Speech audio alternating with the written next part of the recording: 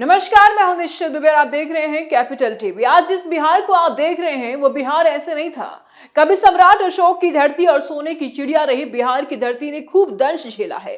जंगलराज में बिहार की धरती की सीना पर कई चोटें लगे हैं। चोरी चकारी, लूट, हत्या जैसे अपराधों से रंगी ये धरती के दामन पर इतनी दाग है कि मिटाए नहीं मिटता है। और आज जिस बिहार को आप देख रहे हैं वह नीतीश कुमार की सत्ता में पनपा हुआ बिहार है। बिहार के विकास और राजनीति की बिहार की राजनीति और विकास की बात हो तो मुख्यमंत्री नीतीश कुमार का नाम सबसे ऊपर आता है। पिछले 20 वर्षों में उन्होंने 16 से अधिक यात्राएं की हैं, हर बार एक नया दावा लेकर। 2005 की न्याय यात्रा से शुरू हुआ यह सिलसिला 2026 की समृद्धि यात्रा तक पहुंच चुका है।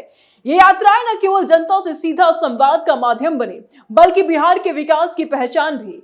जहां एक और ये यात्राएं विकास कार्यों की जमीनी हकीकत को परखती है, वही राजनीतिक रूप से नीतीश कुमार को जन जन का नेता भी बनाती है। लेकिन विपक्ष, खासकर महागठबंधन, इन यात्राओं को महज राजनीतिक स्टंट बताते हैं। वे कहते हैं कि नीतीश कुमार बीमार है, लेकिन हकीकत यह है कि वे मैदान में दौड़ लगा रहे हैं, जनता के बीच जाकर समस्याओं का समाधान कर रहे हैं। इस स्पेशल रिपोर्ट में हम नीतीश कुमार की इन यात्राओं और जो विपक्ष कहता है कि नीतीश कुमार बीमार है, उस विपक्ष की यात्राओं को और उसके फायदे और नुकसान के बारे में भी जानेंगे। नीतीश ठंड में दौड़ रहे हैं, विकास बांट रहे हैं। नीतीश कुमार की यात्राओं की शुरुआत 2005 में न्याय यात्रा से हुई, जब उन्होंने बिहार को जंगलराज से मुक्ति दिलाने का संकल्प लिया। उस समय बिहार अपराध, भ्रष्टाचार और अव्यवस्था का शिकार था। न्याय यात्रा के दौरान नीतीश ने गांव-गांव जाकर लोगों से बात की, अपराधियों पर नकेल कसी और कानून व्यवस्था को मजबूत किया। इसका नतीजा ये हुआ कि 2005 के चुनाव में एनडीए को बहुमत मिला और नीतीश मुख्यमंत्री बने। इस यात्रा ने बिहार की राजनीति में एक नया अध्याय जोड़ा, जहां नेता जनता के पास जाता है, न कि जनता नेता के पास। लालू ने लगाया तेजस्वी के दामन पर दाग। जंगलराज में झांके तो लालू यादव की जनता से मुलाकात तो होती थी, वो भी अनौपचारिक, एक और चुनौतीपूर्ण तरीके से। बिहार की राजनीतिक इतिहास में लालू प्रसाद यादव का शासनकाल 1990 से 1997 तक खुद मुख्यमंत्री रहे।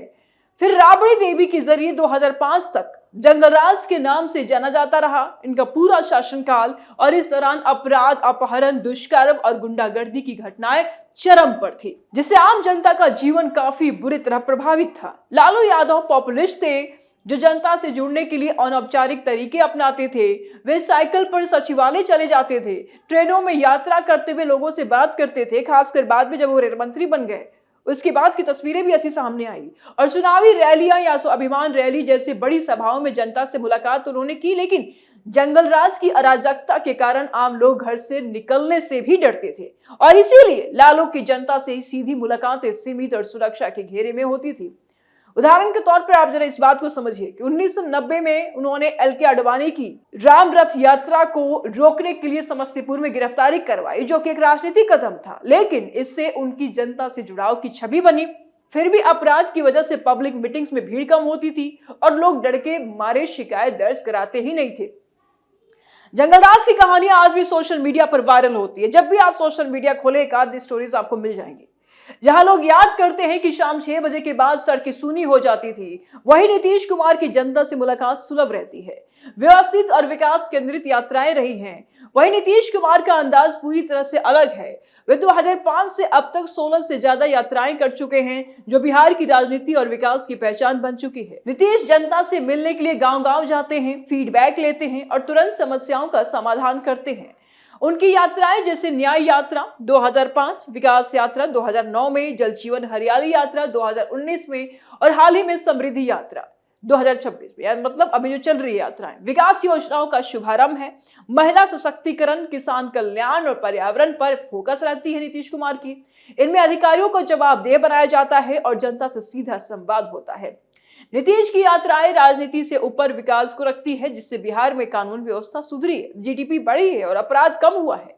नीतीश और लालू की यात्राओं में तुलना में नीतीश और लालू की यात्राओं या जनता से जुड़ाव की शैली में गहरा अंतर है।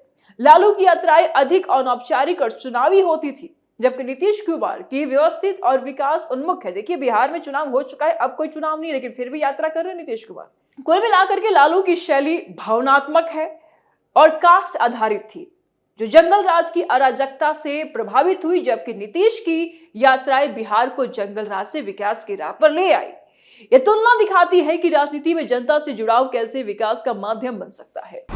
यात्रा में सौगात, घर में दरार। वहीं नीतीश कुमार समृद्धि यात्रा पर ठंड की सर्दी में मैदान में दौड़ रहे हैं, विकास योजनाओं का लोकार्पण कर रहे हैं, जनता से सीधा संवाद कर रहे हैं और बिहार को समृद्धि की नई दिशा दिखा रहे हैं। वहीं तेजस्वी प्रसाद यादव का परिवार आंतरिक कलह में उलझा हुआ है। भाई बहन एक दूसरे पर आरोप लगा रहे हैं, परिवार के सदस्य घर छोड़ रहे हैं और पार्टी में भी ऑपरेशन क्लीन की बातें हो रही है। ये तुलना बिहार की सियासत का सबसे बड़ा ट्विस्ट है कि एक तरफ नीतीश कुमार 16वीं यात्रा निकाल रहे हैं, चरम ठंड में विकास के कामों का जायजा ले रहे हैं, विराट रामायण मंदिर का निरीक्षण कर रहे हैं, महिलाओं के आईटीआई और केंद्र ऑफ एक्सीलेंस का दौरा कर रहे हैं और करोड़ों की योजनाओं का शिलान्यास कर रहे हैं, उसका उद्घाटन कर रहे हैं। दूसरी तरफ यादव परिवार में दही चूड़ा के भोज पर भी भाई भाई से नहीं मिले।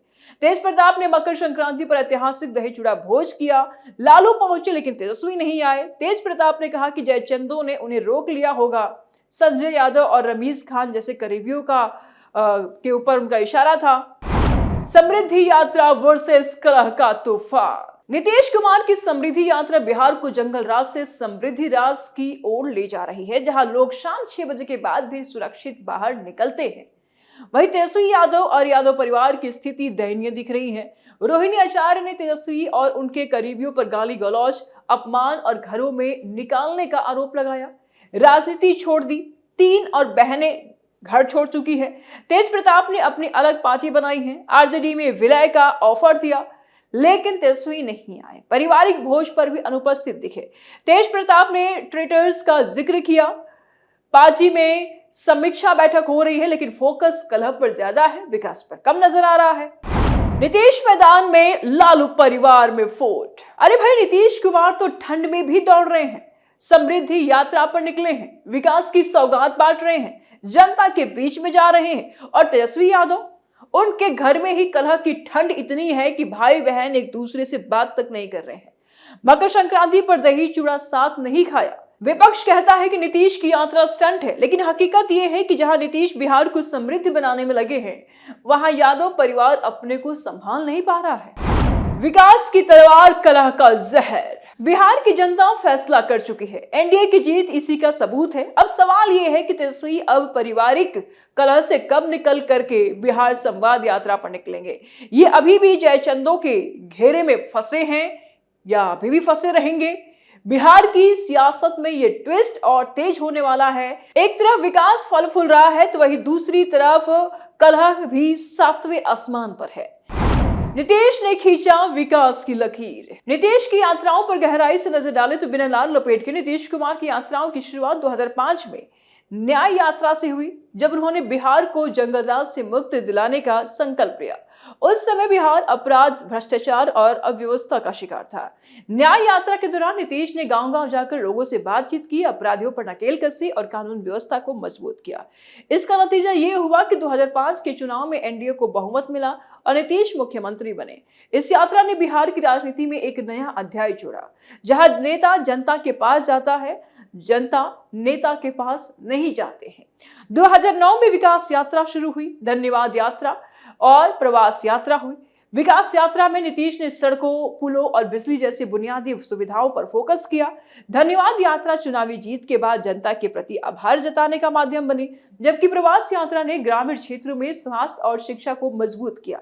इन यात्राओं के दौरान हजारों करोड़ की योजनाओं का शुभारंभ हुआ, जिससे बिहार की जीडीपी में उछाल आया। 2010 की विश्वास यात्रा ने एनडीए को पूर्ण बहुमत दिलाया और नीतीश की लोकप्रियता चरम पर पहुंची। 2011 में सेवा यात्रा शुरू हुई, जो जनता के प्रति आभार का प्रतीक थी। इसमें गरीबों के लिए आवास, रोजगार और स्वास्थ्य योजनाएं लॉन्च की गई। 2012 की अधिकार यात्रा ने महिलाओं और दलितों के अधिकारों पर जोर दिया, जैसे जीविका योजना, जो महिला सशक्तिकरण का बड़ा उदाहरण बनी। 2014 की संकल्प यात्रा में नीतीश ने पर्यावरण और जल संरक्षण पर फोकस किया, जो बाद में 2019 की जल जीवन हरियाली यात्रा का अधिकार बनी। और आधार भी बनी। संकल्प यात्रा के दौरान नीतीश ने बिहार को सूखा प्रभावित क्षेत्रों से मुक्त करने के लिए जलाशय और नहरों का जाल बिछाया। 2015 की संपर्क यात्रा ने राजनीतिक अस्थिरता के बीच जनता से जुड़ाव बनाए रखा और इसमें युवाओं के लिए कौशल विकास कार्यक्रम शुरू हुए, जो आज लाखों युवाओं को रोजगार दे रहे हैं। 2019 की जल जीवन हरियाली यात्रा पर्यावरण संरक्षण की दिशा में मील का पत्थर साबित हुई और इस यात्रा ने हरियाली को जन आंदोलन का रूप दिया। लाखों पेड़ लगाए गए और जल संरक्षण परियोजनाएं शुरू की गई। इसका प्रभाव आज भी दिखता है, जब बिहार जलवायु परिवर्तन से लड़ने में अग्रणी राज्य बन चुका है। 2020 में समाज सुधार अभियान यात्रा शुरू हुई, जो नशा मुक्ति और बाल विवाह रोकथाम पर केंद्रित थी। इसमें नीतीश ने शराबबंदी को सख्ती से लागू किया, जिससे अपराध दर में काफी कमी आई। 2023 की समाधान यात्रा ने जन शिकायतों का त्वरित समाधान किया, जबकि 2025 की प्रगति यात्रा में करीब 50,000 करोड़ रुपए की योजनाओं की सौगात दी गई। प्रगति यात्रा में नीतीश ने गांव शहरों में जाकर फीडबैक लिया और इससे अधिकारियों में जवाबदेही बढ़ी। इन यात्राओं का मुख्य उद्देश्य योजनाओं की क्रियान्वयन की सच्चाई जानना है।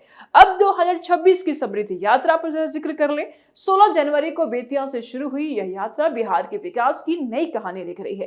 नीतीश की यात्राएं राजनीति से ऊपर विकास की है। विपक्ष की आलोचना के बावजूद वे मैदान में दौड़ रहे हैं, बिहार को नई ऊंचाइयों पर ले जा रहे हैं और ये यात्राएं बिहार की पहचान है, जो विकास की नई कहानी लिख रही है। कैपिटल टीवी के स्पेशल स्टोरी में फिलहाल इतना ही। आगे की अपडेट के लिए देखते रहिए कैपिटल टीवी। नमस्कार।